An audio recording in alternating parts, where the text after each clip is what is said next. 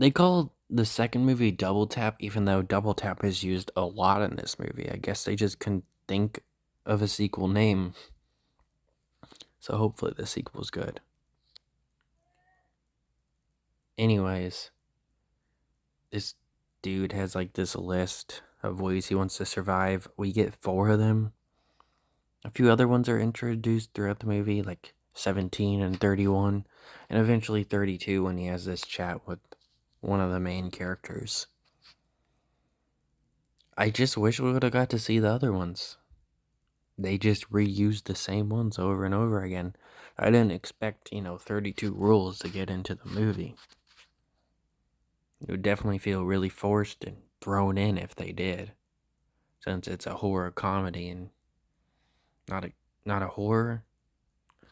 But that did make me, you know, think of things throughout the movie that just have happened, but then, like, oh, they knocked this big ass thing with glass and shit all over it, three different cabinets, smashed them, and was smashing shit everywhere, and I was like, oh shit, zombies are gonna come.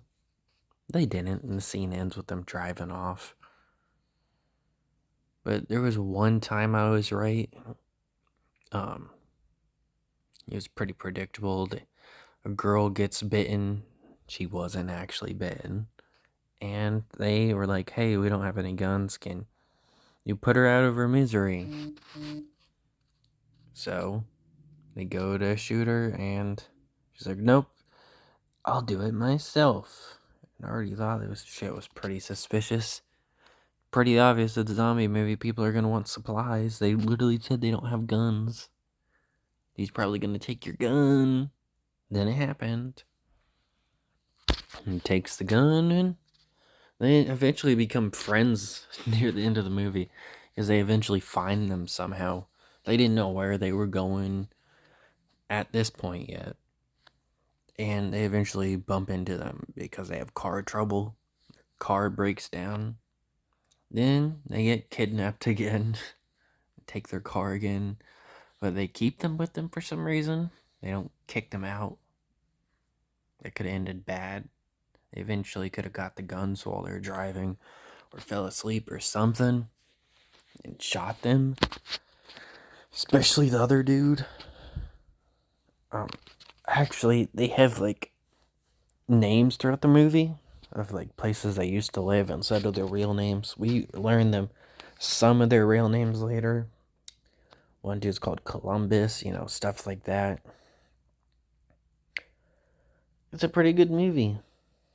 Bill Murray shows up, which I honestly wasn't a huge fan of because the stuff with him that's come out recently. His allegations with women and a lot of video proof of him being kind of creepy towards women. But I'm sure a lot of people love that until now. TikToker liked your video. That's a lazy name.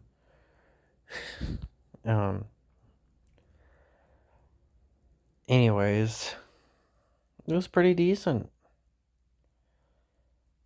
I definitely thought the dude was gonna die when he was in the place trapped by the horde of zombies. Tallahassee, that was his name. She was in here? Amber Heard was 406, and the dude from Gotham. Pretty sure she's from Gotham.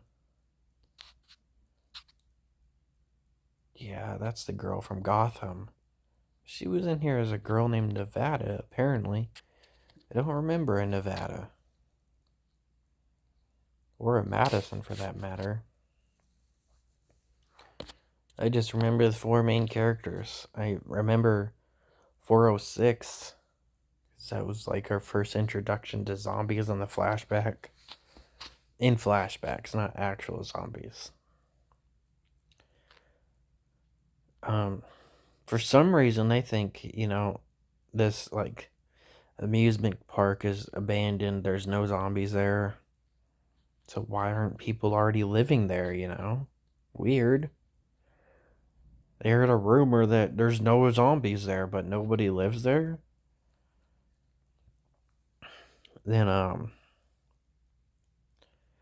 they decide to turn on the entire park to relive their childhood. So obviously zombies here, so they come from all over.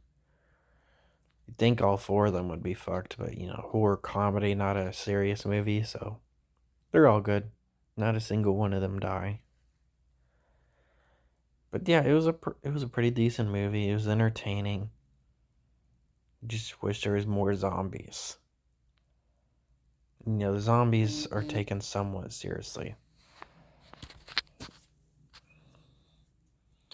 But it's a horror comedy, so I don't expect too much serious shit, but it would have been cool because it's still a horror. It's not just a comedy. And yeah, that's about it.